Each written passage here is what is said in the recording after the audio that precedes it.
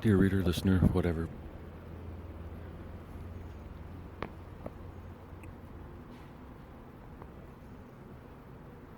I regretfully...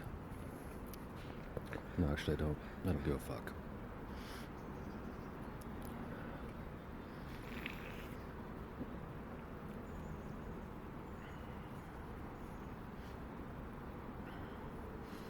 I'm asking for money for two reasons. One, to make a funny movie. Two, to end homelessness. I realize it's a bit of a lofty goal. It has to start somewhere. Someone with one thought, idea, or action.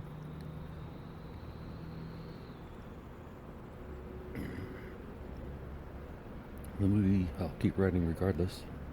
Just nobody will read it if nobody signs up, which is fine.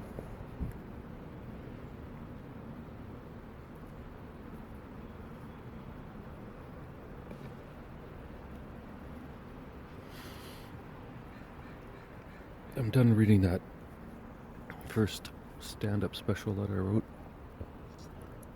I have others that I may come back to. Have to see.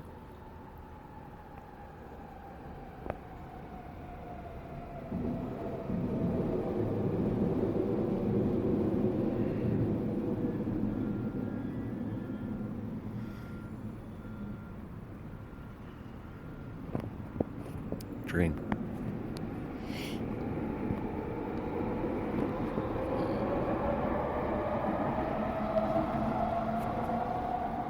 The only thing I'll do when people actually sign up for the site is I'll correct my transcript for all the parts that get missed because I'm mumbling or a train goes by or a fart or a squirrel scares me or whatever. Squirrels don't scare me. The rat does, but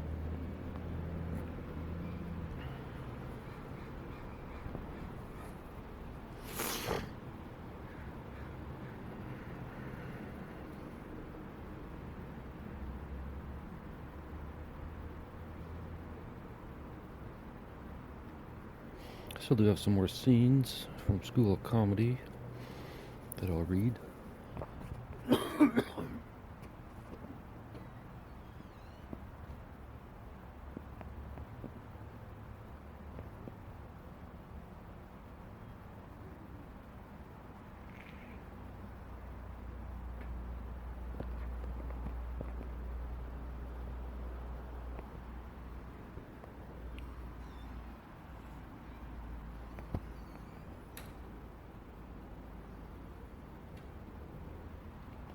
Right.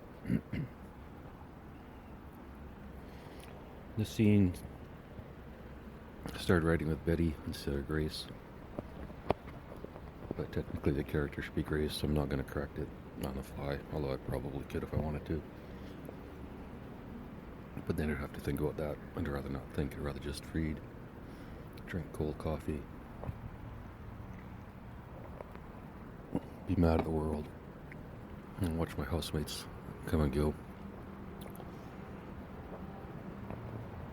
I really need to get some of those earbuds, not for actual listening, but just for ignoring people.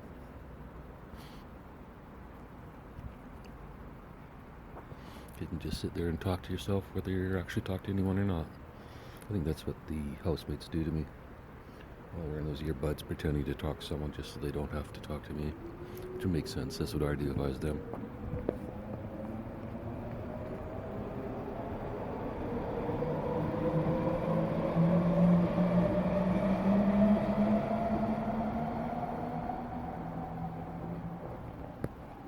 Day in the life of Dave. First 2 hours is normally listening to a podcast. Normally Joe Rogan. Tuesday to Friday.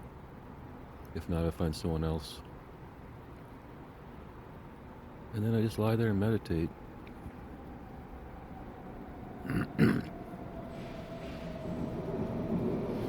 Trying to push it further each time. Until I can get to that ultimate state.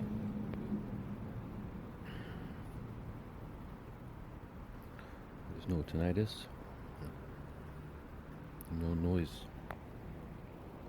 Scene, Dear Betty, episode 120, the summary. Genre, romantic dramedy based on true events. Scene length, approximately 60 minutes. Setting, David and Betty are on a video call. David is outside a library in Vancouver, sitting on a bench in a courtyard with a park nearby. Betty's on a wooden platform bench in a different location. It's almost summer, warm and breezy, with trains rumbling in the distance.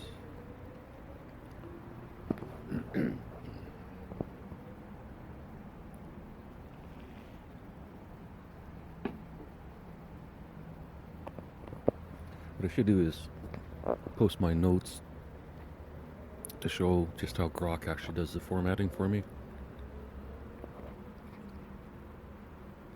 I will take a sentence and add the emotion behind it. As an example, David, earnestly, and then says something. But the actual words, Grok never changes. And those are my words as written. This particular scene was dictated in the library, or at the library. Exterior library, courtyard day. David, 60s, gruff, retired autistic senior, dressed in worn clothes, sits on a bench. iPhone propped up to capture this courtyard. Sits on a bench. iPhone propped up to capture the courtyard. Kids play in a nearby park. A security guard strolls by. A guy does odd Tai Chi movements. A train rumbles, punctuates the air.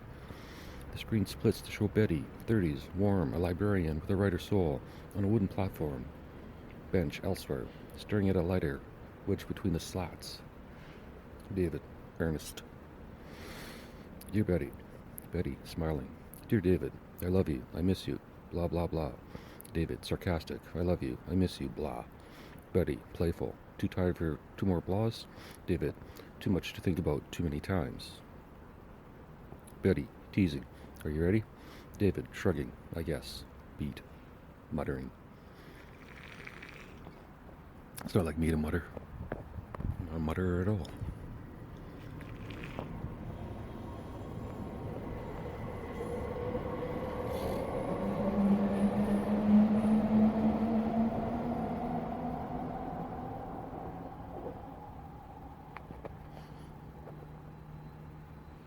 And to the listener, reader, podcast book buyer, purchaser, if you believe telepathy is possible, this is exactly how Betty and I talk. Exactly. David, shrugging, I guess. Beat, muttering. Betty, curious. What's different about this episode, David? David, thoughtful. In a sense, although it's our 120-something-ist episode, it also kind of feels like the first episode. It also kind of feels like the first episode I'd actually share with someone, a stranger. Quite frankly, I feel bad for the workers at the library who help with the podcast, who help with the recording studios and whatnot. I don't tell them what I'm doing in there. It's probably pretty clear I'm enjoying it. Sounds perverted, but I'm grinning. Exactly. Jokes like that. In a context of 120 episodes, it makes sense. It's funny. Out of context, in a brand new episode, it wouldn't fly. So my idea for this one is for us to come up with a summary someone could listen to in an hour. If they think it's interesting, they can dig into old episodes or go forward from there, where everything will probably be 1,000 times better. Beat. We won't record again till we're back in that studio, both of us. Luckily it's summer now, nicer to record outside. The story and the podcast's way better this way. I guess when we do it this way, sheepish. Sorry, I'm used to being the mouthpiece. Now I want to let you talk. David, curious. How would you describe the podcast, Betty?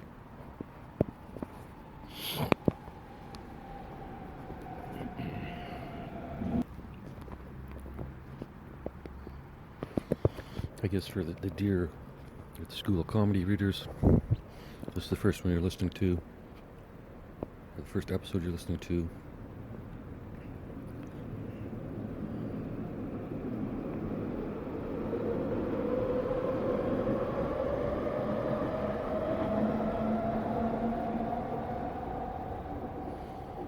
Whatever. Betty, nodding. My description would be similar to yours, David. It's a podcast.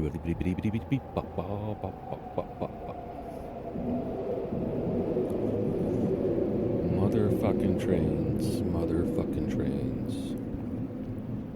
Betty nodding. My description would be similar to yours, David. It's a podcast by one person, for one person, on the off chance she listens. And since you had no way of knowing if I was listening, cat out of the bag, obviously I was, since we're talking. But before you knew me, you kept making episode after episode for me.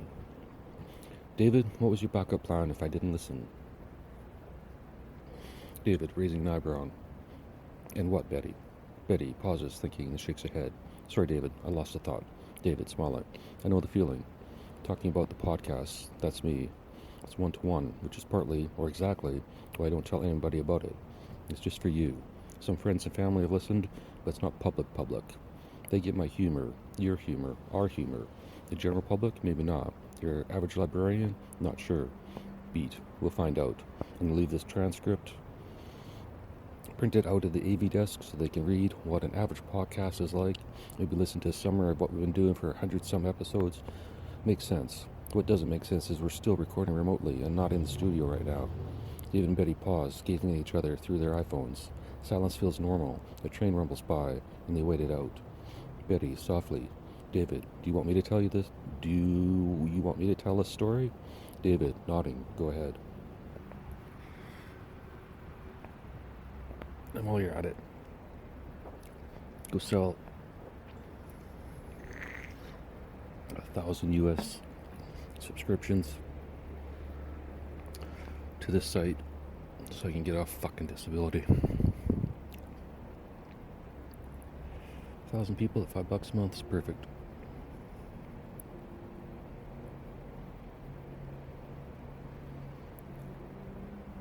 I'll create my own AI to manage the comments and my own snarky style.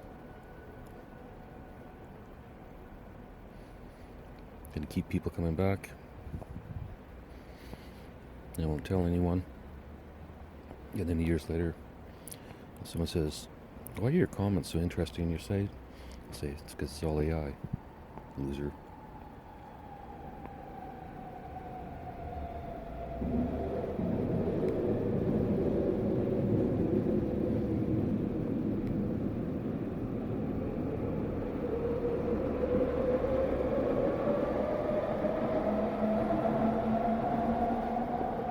I finally stopped arguing on X.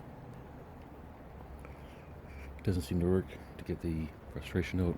I don't think this seems to work is either recording these podcasts or just walking up down the back alley saying, "Fuck, motherfucker, cocksucker, whore bastard, motherfucker, I don't do that.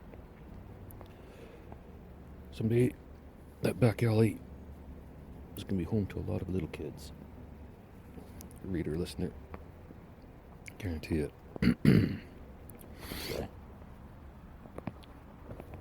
Betty, leaning in. Before David started recording his podcast, he used to come to my library and write on his laptop almost daily, 2 to 6 hours sometimes. He'd bring 2 large Starbucks coffees, drink one while writing for hours, then hit the washroom, drink the second, and continue writing. Sometimes he'd leave, buy more Starbucks, and come back. Other times he would just leave. Sometimes we almost had to throw him out at the end of the day. Beat.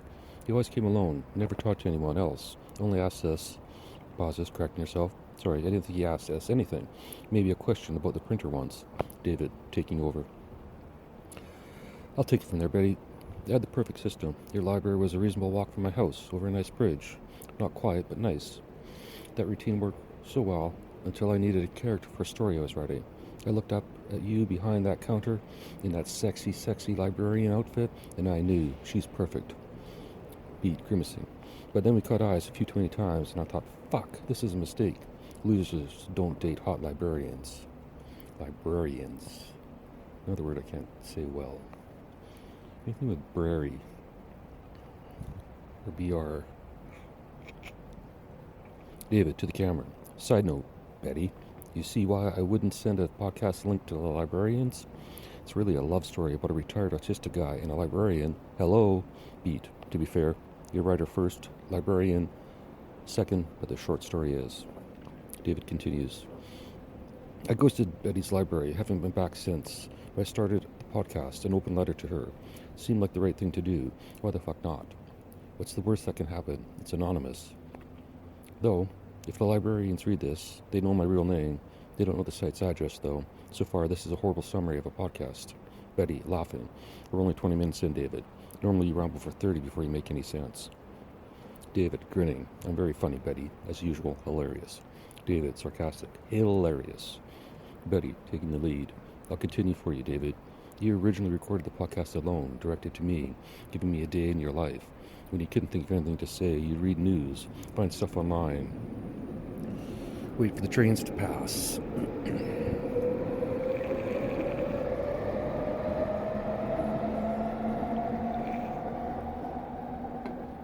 Not sure if the coffee wakes me up or the cold water.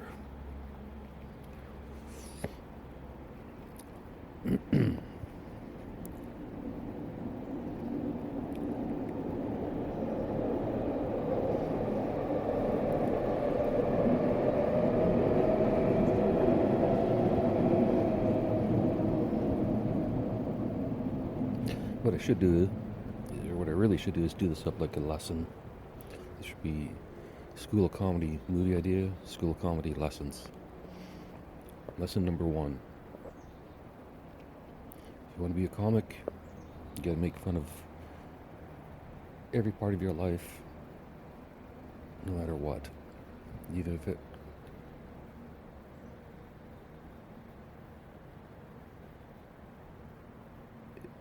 Even if it's based on past hurt, trauma, whatever. Doesn't matter. That's the whole fucking point.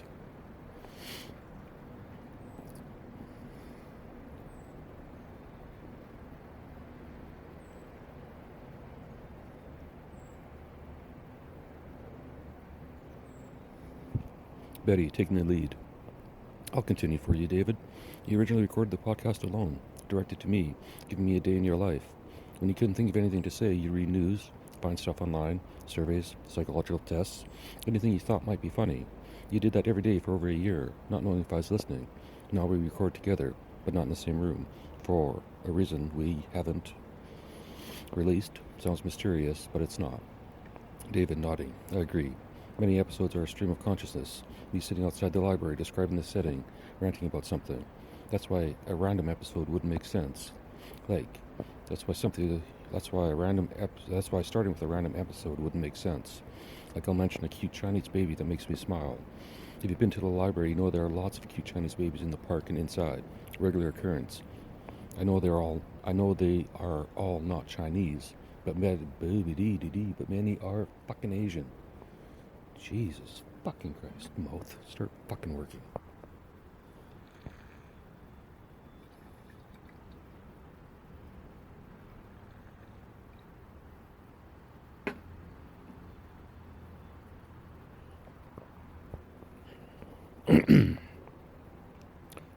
I'll mention a cute Chinese baby that makes me smile.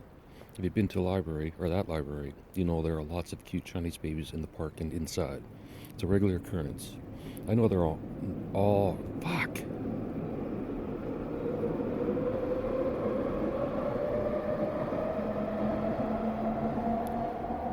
Hey, Elon Musk, do this for me. Create a brain to Kobo interface that'll allow me to edit on the fly. So when I have a shitty sentence like this that I can't fucking say, I can edit it.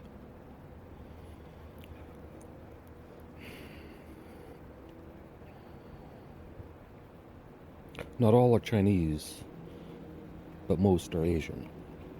Betty interrupting. David, can I continue? By all means, Betty, go right fucking ahead. David, frustrated, please. Betty, enthusiastic. Before the podcast, David was writing crazy movie ideas at the library. And they were funny as fuck. Raw, unpolished, and authentic. Rude, but not vulgar. Then, when his movie ideas dried up, David turned to stand-up comedy. He wrote day after day, night after night, in notebooks, on his phone, computer, wherever, whenever, until he had hours worth of stand-up, which he planned to use to seduce me. David, ultimately, intentionally or not, the daily Dear Betty recording, Dear Grace, let my voice return. We always forget to mention I was mute most of the time I was going to your library. There's a reason I didn't talk to anyone, Betty. David continues. What I should do is have Grok summarize all 120 episodes. 170 now, but whatever. I'm too lazy to run through it, no matter how it's laid out. It sounds crazy, but to be fair, the story doesn't start until Dave and Betty record together, outside in what I call the courtyard. We're in the studio. I'm not going in the studio alone again. I've got no creativity in there. I'm done. Or maybe I just need the sound of those trains to focus. David, summarizing. So it's a podcast about a guy who starts a podcast for one person, and through daily recordings finds his comedic voice. He thinks he's funny, but doesn't have the guts to get on stage. He keeps reading more comedy till he loses his mind one day. His head explodes in a library courtyard somewhere in Vancouver.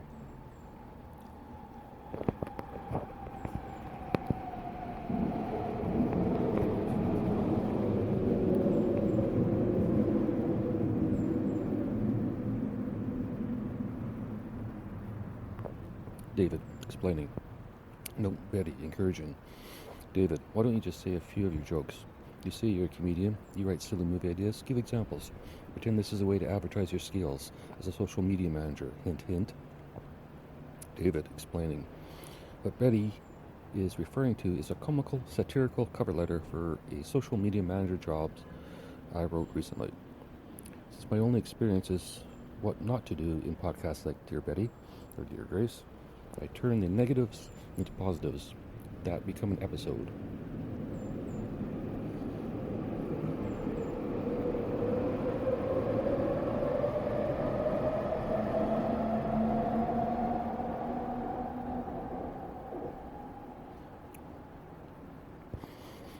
What Betty's referring to is a comical, satirical cover letter for social media manager jobs I wrote recently. Since my only experience is what not to do in podcasts like Dear Grace, I turn the negatives into positives. That becomes an episode. It's funny, but the cover letters got meanings set up for future episodes or callbacks to episode 60 back. As a standalone, it ain't that funny. Wow, that sentence sucks.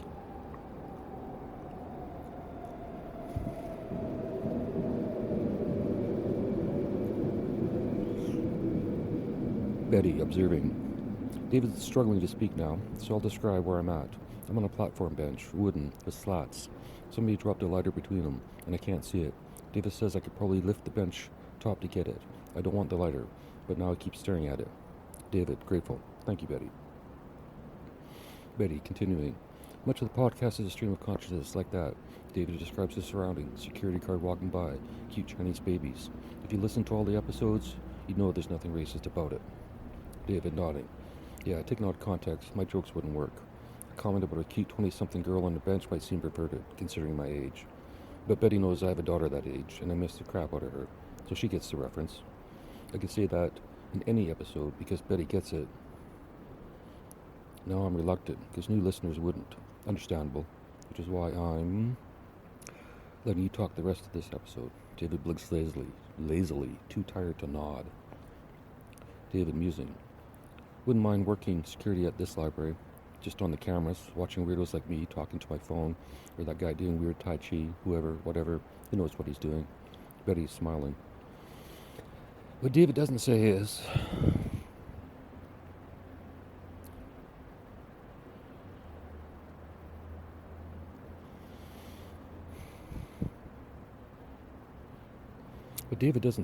on these calls, he doesn't look at me much. I see the background, cute babies, not all Chinese, crazy people, the fucking trains, as he calls them. David continues. So we've talked 43 minutes, and I want this to be an hour, something for the last 15. As much as you want to sell or explain it more, we've done enough. I'm hesitant to do my regular comedy routine. If someone searched it, they might find me or the podcast. I also see myself rewriting this stuff for stage. Pretend I'm on stage, write new librarian material live, or rewrite old stuff for a librarian crowd. You're right, I don't know if librarian is even politically correct, but I don't care. If you don't act offensive, you can't be offensive.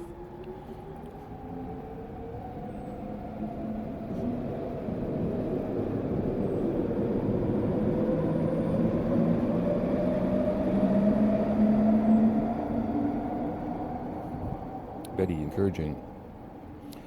I bet you'll give it a shot. It wasn't very encouraging at all, but whatever. David sets his phone to watch himself write and perform a new set for librarians, library workers or technicians or whatever they're called. David begins. Hi, I'm David. I'm autistic and retired. I spend a lot of time in my backyard in the summer.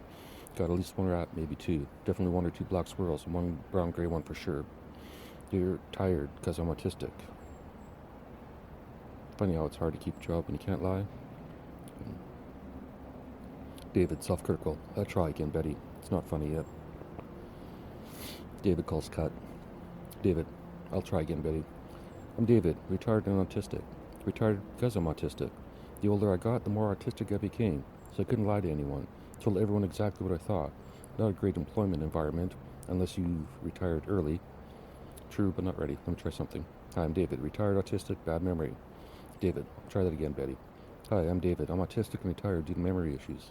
Don't worry, not the bad kind where you forget your friends and family. It's a good kind where you forget your friends and family. Betty, encouraging. Keep going. Fade out. Fade in. Title over. Sometime in the future. Interior, library, recording studio, day.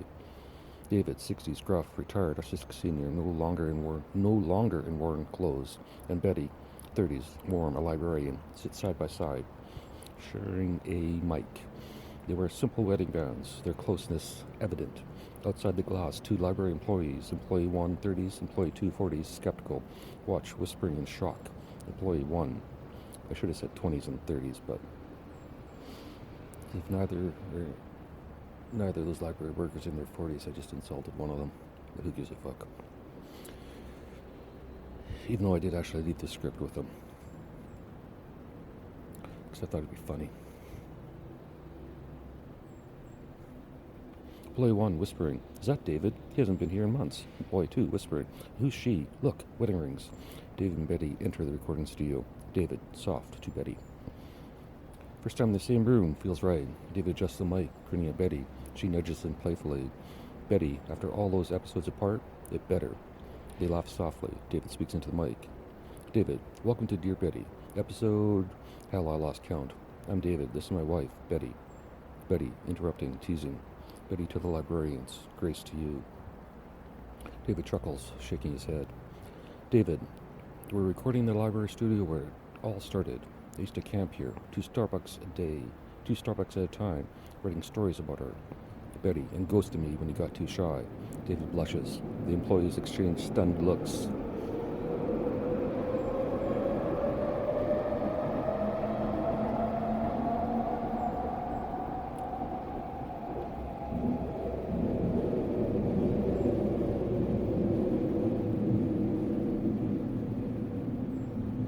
David blushes. The employees exchange stunned looks. Employee 1, whispering. He ghosted her? I thought he moved. Employee 2, whispering. Now he's married to someone obviously much younger than him. David, to the mic. I was mute back then. This podcast gave me my voice. Gave me my voice back. And her.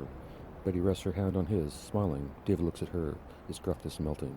David, soft. Took years, but here we are. Betty, to the mic. David, here we are. So what's today's episode about, David? David, grinning. Oh, I finally got the hot librarian. Betty laughs out loud and genuine.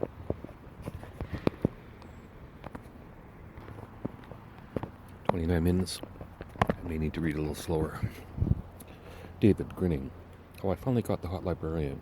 Betty laughs loud and genuine. The employees smile, shaking their heads. Employee 1, whispering. He's still got that weird charm. Employee 2, whispering. She's got him. Good for them.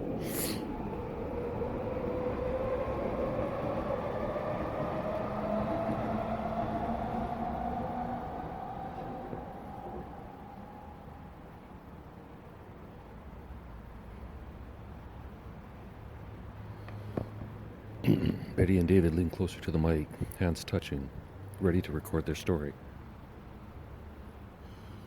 Fade out.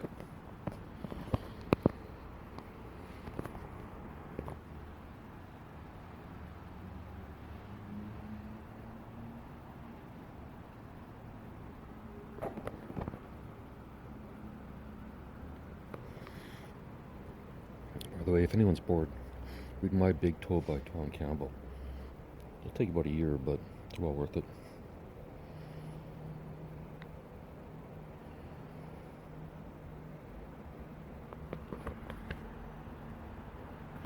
And with that delay, that's 30 minutes. End recording.